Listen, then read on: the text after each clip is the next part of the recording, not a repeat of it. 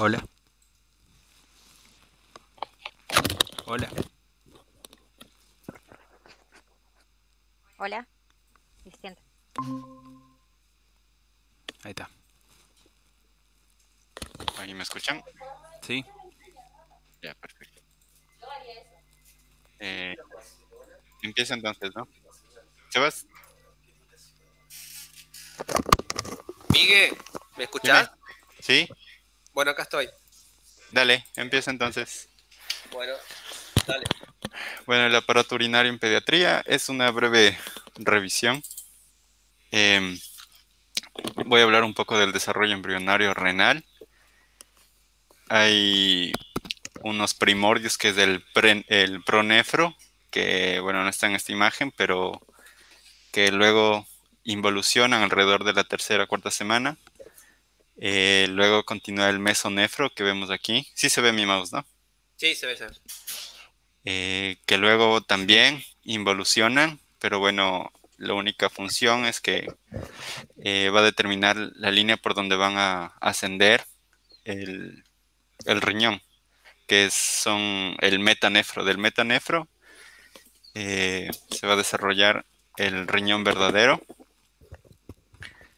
Y como vemos en estas diapositivas, el trayecto de los riñones que van a ser primero intrapelvianos y luego van a ir ascendiendo hasta convertirse en retroperitoneales. Estas diapositivas nos ayudan también para identificar luego alguna malformación o una localización no adecuada de los riñones. Esto ocurre alrededor de la cuarta semana y termina alrededor de la 20 y el riñón, cabe recordar que a la semana 10 comienza a funcionar. Vamos con una pequeña clasificación que le encontré que se encuentra entre la patología que voy a hablar hoy, del reflujo vesicoureteral. Está buena esa. ¿Perdón? Está buena esa clasificación para tenerla en cuenta. Ah, sí. Las malformaciones congénitas del riñón y del tracto urinario representan el 20 y el 30%, del 20 al 30% de las anomalías detectadas mediante ecografía prenatal y es la principal causa de enfermedad renal crónica en la edad pediátrica. Aquí vemos un esquema general, muy general, de algunas malformaciones que se dan. Como vemos aquí, no se forma ni el riñón, ni el uréter del lado izquierdo. Y acá vemos en la imagen B un riñón dividido, un uréter bífido, doble sistema recolector que se dirige hacia la vejiga, un riñón pélvico que no ha logrado ascender. Aquí en la imagen C vemos una inversión de de la pelvis y el ilio. Acá vemos en el lado izquierdo Ahí podríamos un- decir que está mal rotado. una mal rotación, sí, una mal rotación. Acá en la imagen D vemos unos riñones fusionados. Vemos que, bueno, como recordamos del principio, estaban en la parte baja. Estos, como se encuentran fusionados, uno de los dos lados, generalmente como vemos aquí es del lado derecho, el que va guiando y arrastrando, por así decirlo, al riñón del otro lado. Entonces, por eso se encuentra una buena implantación, como vemos aquí, en la vejiga, pero se ve arrastrado hacia el lado derecho. Eso lo vimos el otro día en un paciente Ujú. acá en pediatría, ¿te acordás? ¿Estabas vos? Sí, sí, sí me acuerdo, sí me mostraste la imagen. Ah, ¿y te acordás cómo se Ujú. llama? Eh, Fíjate el en el paciente, no, cronograma. no me acuerdo, no me acuerdo cómo era. Ectopía renal cruzada. Ah, yo pensaba el paciente. Te juro Ah, que yo sí no me acuerdo cómo se llamaba el paciente. No, no, no, no. Ectopía renal cruzada, sí. Yo sí no me acuerdo del paciente. Bueno, eh, en en el E vemos un riñón discoide. También ahí podemos ver el riñón en herradura, que recordamos es una variante patológica común, más que la discoide. Aquí vemos en la F un riñón supernumerario que se divide en dos. Uno se clasifica en uno que es funcionante y el otro no funcionante. Porque puede estar ahí presente un riñón supernumerario, pero en realidad no hay filtrado y no está funcionando. En este caso vemos que sí tiene vascularidad y que sí tiene un sistema colector, y seguramente en el esquema seguramente este sería o correspondería a uno funcional.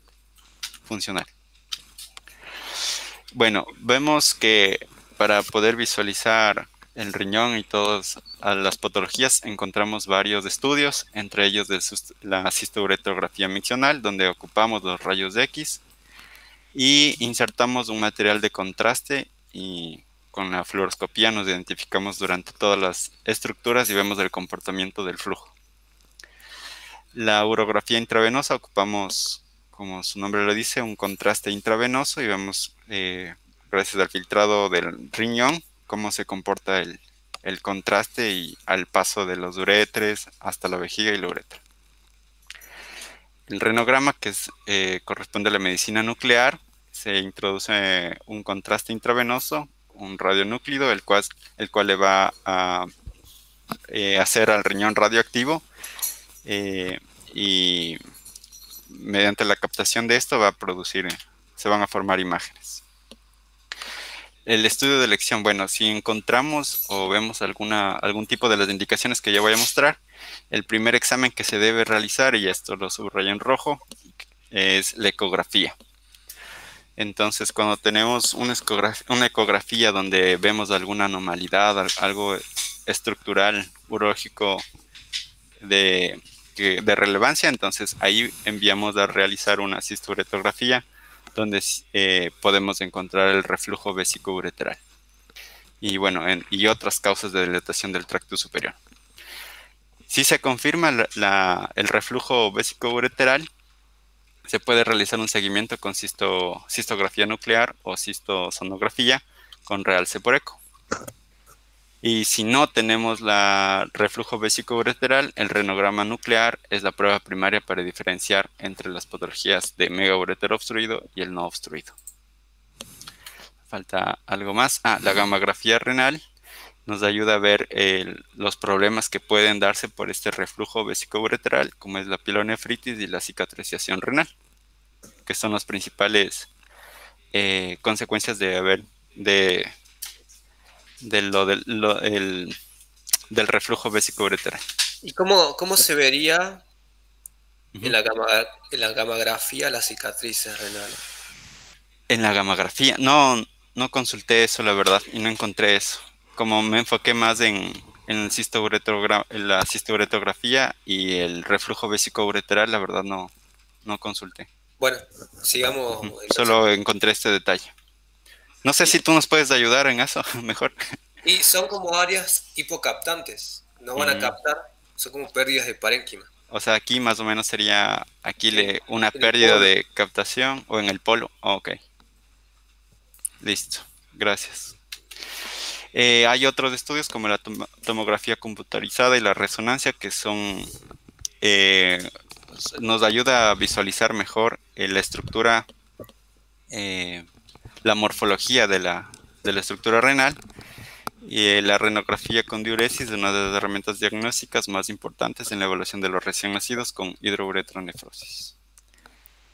Bueno, aquí vemos una imagen, un riñón en herradura, y es un paciente de 3 años con antecedente de riñón, como les dije, en herradura, en estudio de masa quística en la parte renal izquierda.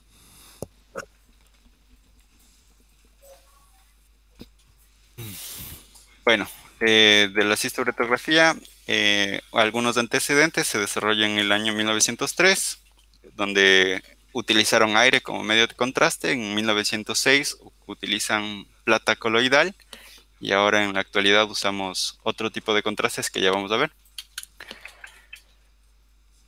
Las afectaciones más frecuentes, como vemos aquí, el reflujo vesicoureteral, en un estudio que se realizó en México, representa el 11%, y si no me equivoco, son 188 pacientes que se hicieron en este estudio. El 11% presentó reflujo vesicoureteral, 22% fueron normales. Nos vemos que es una una patología, Frecuente. dentro de las patologías es algo frecuente encontrar algo así.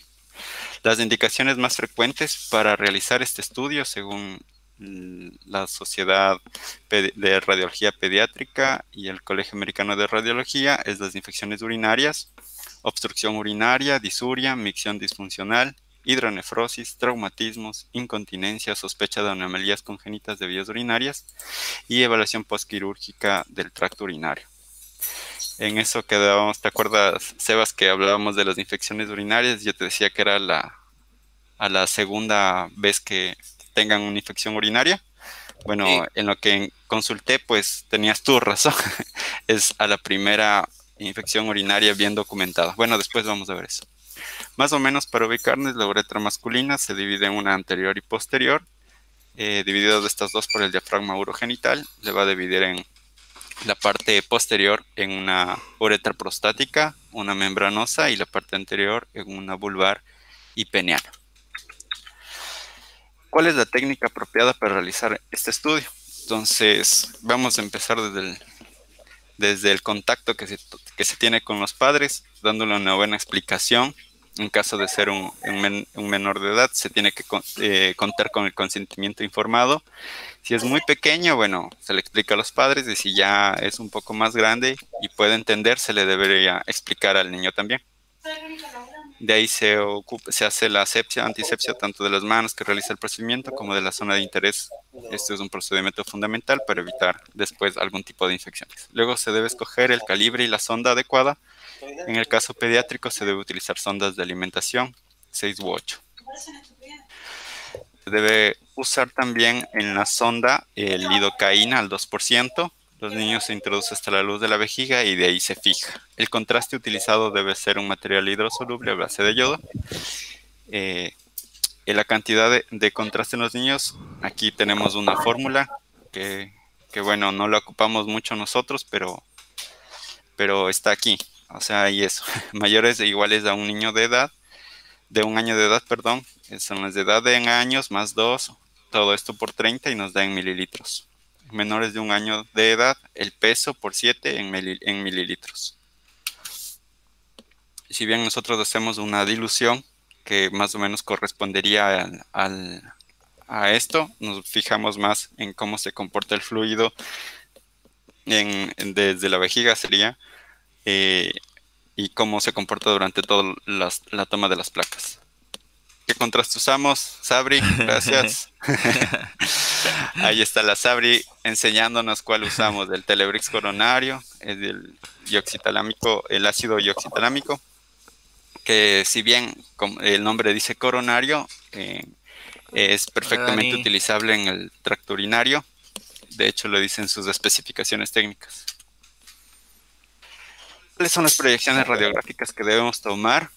Son, bueno, las que yo encontré son antero-posterior simple y que no discrepan en lo que nosotros hacemos, ¿no? Un antero-posterior simple de abdomen total en niños, o sea, uno sin contraste. Eso creo que no lo hacemos, ¿verdad, Sebas? No lo hacemos de eso. No, eso no lo hacemos. En otros estudios sí lo hacemos, pero como revisamos antes y no vemos nada normal directamente para no irradiar tanto, pero sí se puede hacer. Bueno, en la bibliografía que yo encontré, mencionan esta más para encontrar algo de ocio o algo así, sí, que pueda contribuir o pensar en algo adicional, ¿no? Claro. Sería una hemivértebra. Siempre sí, lo revisamos. Ajá, sí. Y bueno, para evitar tanta radiación, pero bueno, sí. Claro. Hay una anteroposterior de pelvis durante el inicio del llenado vesical. Esto es de gran importancia porque al momento del llenado se pueden identificar lesiones que no se pueden identificar ya cuando la vejiga está llena. Anteroposterior de pelvis con vejiga llena. Ahí vamos a ver cómo se comportan las paredes prácticamente de la vejiga y si es que hay algún tipo de lesión en este sector. Oblicuos de vejiga izquierda y derecha a 45 grados. Estudia los márgenes vesicales en busca de alguna anormalidad. Después las transmiccionales son oblicuos de uretra. donde podemos observar las estenosis uretrales. Esto es más para adultos. Oblicuos de uretra sin la sonda. Evalúa la anatomía uretral en busca de anormalidades. Una anteroposterior de pelvis postmiccional, donde decimos que si hay, no sé si esto cambie en pediátrico, Sebas, porque esto de aquí conseguí de adultos, y si bien menciona algo de pediátricos, pero es más orientado a adultos. Una Sí, cantidad... yo hablé con algunos amigos pediatras Uh-huh. y no, por ahí no se tiene tanto en cuenta eso, Uh-huh. porque a veces el niño no puede, tiene orina, pero no quiere orinar. No es como un adulto que se orina todo. Claro, En claro, adultos sí. a veces orinan, cuando le vas a hacer una ecografía, orinan y les queda cantidad. Sí. Y ya no pueden orinar más. Eso ya sería patológico. En el nene, viste que te orina y él, si no quiere, no te orina más. Claro, No, sí. no se puede contar como algo patológico. Ok. Y la proyección lateral durante la micción, esta proyección se debe realizar para visualizar defectos iguales en la vejiga. Aquí vemos uno de los tantos pacientes que hemos visto. Vemos, como decíamos al principio, no sé, Nico, si me haces de acuerdo. Sí. ¿Cuál veríamos aquí en la 1? ¿Se me escucha? Sí, se te escucha. Es una radiografía de proyección anteroposterior, donde se observa el llenado de la vejiga. Está en un orden, el de la izquierda se ha tomado primero que el de la derecha. Sí, es cuando se está empezando a llenar, y aquí al lado derecho es cuando ya, si no está completamente lleno, bueno, se está llenando. En la imagen 2 ya vemos cómo se ha distendido completamente la vejiga y está lleno de contraste. Es una imagen aquí oblicua y está dentro de las que ya revisamos. Como vemos, no hay retorno. Aquí vemos donde hay más llenado, estamos ya prácticamente a la capacidad máxima, y si no me equivoco, Sebas, ¿aquí ya estaría orinando o no? Sí, ahí está orinando, se lo ve dilatado, pero tiene algo más eso. Justo aquí, eso es lo que les iba a comentar. Ah. Sí, ¿te acuerdas? Por eso le puse este número, porque se me hizo un poco... se me hizo difícil a mí observarle, y bueno, me quedó de lo que vimos esto, ¿sí? En la 4, como podemos ver, ya comienza el vaciado, y aquí ya terminado la salida de la orina con contraste, pero sigue teniendo la sonda. Y aquí ya sería retirada la sonda, vemos un poco más, y la postmicción. Donde vemos, si no me equivoco, Sebas, corrígeme, aquí ya no habría residuo, ¿o es un poco? No, ya no es significativo. Ajá. Y fíjate que ahí ya no se ve lo que veíamos antes, viste que si no lo agarras en antes, después no lo ves más. Claro. Sí, mira, aquí repetimos, ¿no? Bueno, ahí se ve. Es la que más me gustó. Bueno, introducimos entonces algo que se llama reflujo vésico-ureteral, y les voy a explicar un poco, a grosso modo, cómo está la clasificación actual. Se divide en 5 grados. En el primer grado, el líquido de contraste llega hasta el uréter, pero no sube más. En el 2 ya compromete uréter, pelvis y cálices. Únicamente es como que si las pintara y las definiera, nada más. En el 3 ya vemos una pequeña dilatación, leve a moderada, con mínima dilatación, ¿no?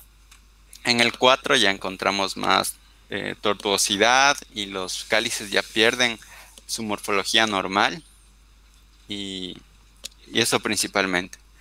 Y el 5 ya hay una gran dilatación, tortuosidad del uréter, una gran dilatación del pelvis renal y los cálices, y sobre todo las impresiones papilares no son visibles en la mayoría de los cálices. Eso es lo que le diferencia más del 5 del 4. No sé qué Seba, vos Sí.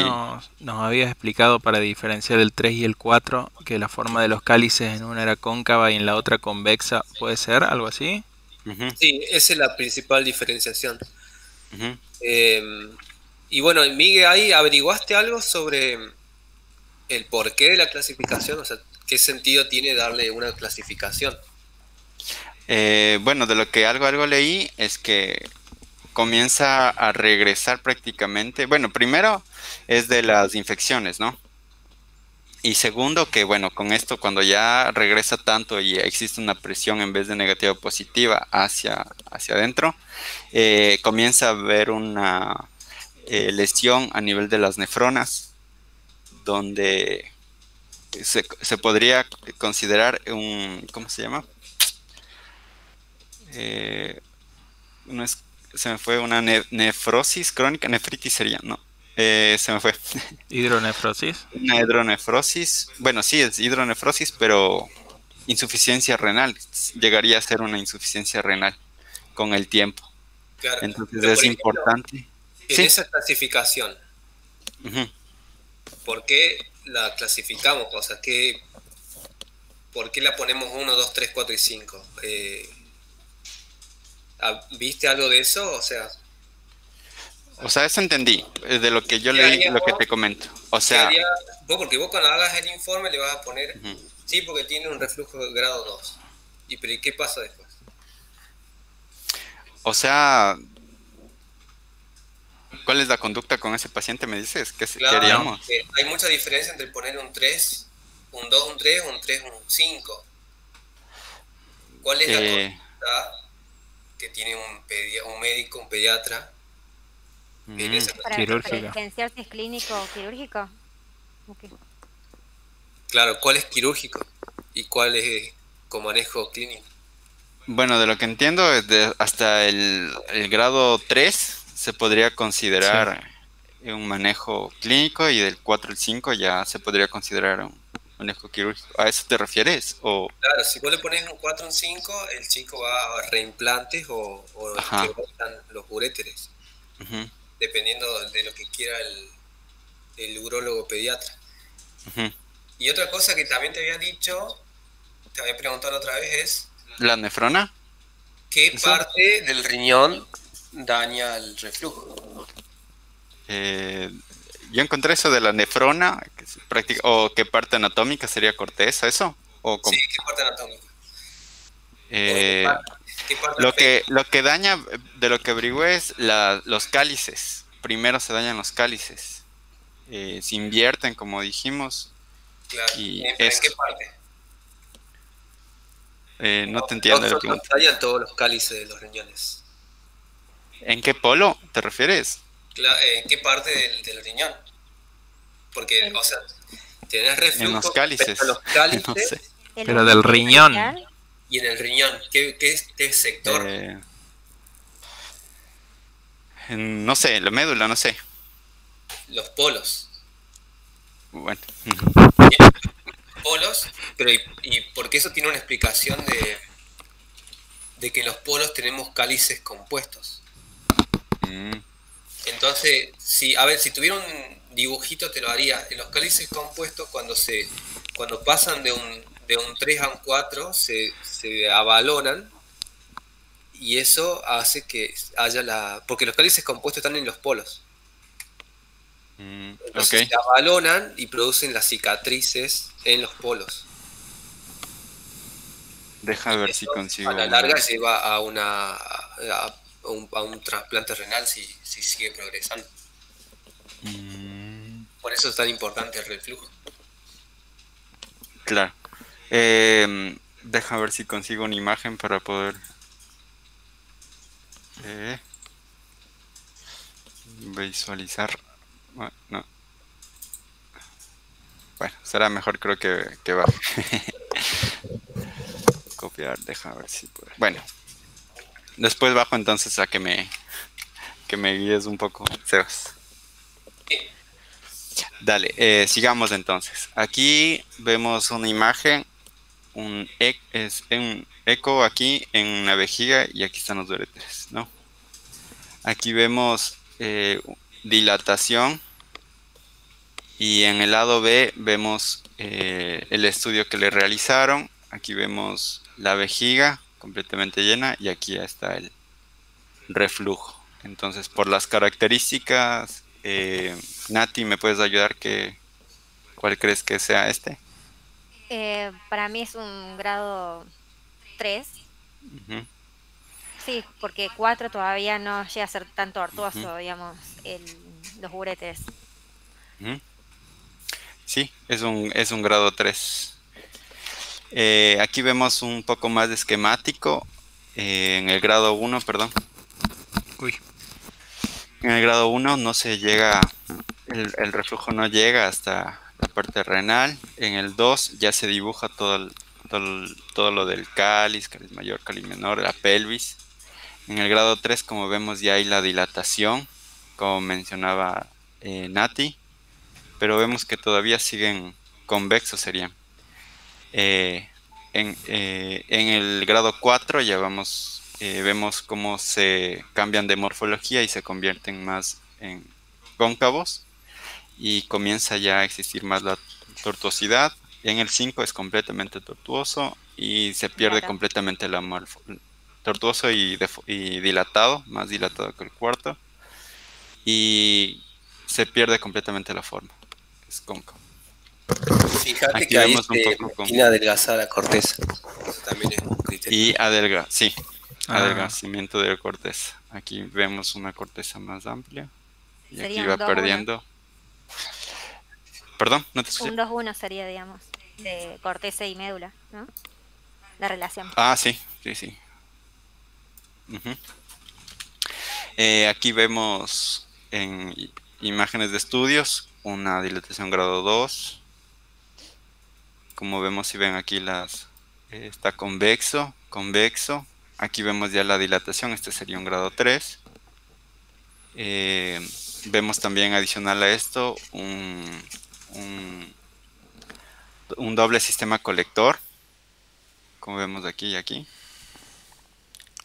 En la imagen C vemos un grado 4, como vemos la dilatación aquí, pero no se pierde completamente. En el grado 5 miren cómo pierde completamente la morfología y está pintando casi todo, como decía Nati, el riñón. Se pierde la corteza y únicamente vemos de esta imagen. ¿Qué podemos hablar sobre esto? Bueno, en la mayoría de los casos resulta de una normalidad de maduración primaria de la unión vesicoureteral y lógicamente predispone a pielonefritis. Es más predispuesto, como habíamos hablado, a formación de las cicatrices en los niños mayores. Es la causa más común de insuficiencia renal, de hidronefrosis prenatal, siendo el responsable del 40% de los casos. El procedimiento de diagnóstico primario para la evaluación, como habíamos hablado, es la cisturetografía, que debe realizarse después de la primera infección urinaria, lo que te había comentado, Sebas, aquí está explicado. Se debe utilizar para documentar la presencia de reflujo y para determinar el grado de reflujo. Y si el reflujo se produce durante la micción o durante el llenado de la vejiga. Y eso sería todo. Sebas. Dale, muy bueno, Miguel. Habría Y que bueno, ver después la clasificación de primario y secundario. Pero bueno, eso lo va a ver la Nati. uh-huh. ¿Cuándo, Sería, Nati? digamos, Patología el miércoles. ¿A qué hora? No sé, lo pone están pidiendo mucho, chicos. Bueno, Bueno, si no, el miércoles, el jueves, pero lo voy a hacer, ¿sí? Todavía no está el power. Tengo que armarlo bien. Acordate, Nati, que es toda la patología de la vía excretora. Yo lo sé, me llega. Muy bien, gracias, Miguel. Sebas. Muy buena, Miguel. Y ahí bajo para que me ayudes a ver eso que no te entendí bien. De Ah, los bueno. cálices. Dale, Sebas. Gracias. Chao, chao. Vale, chao. Gracias, Miguel.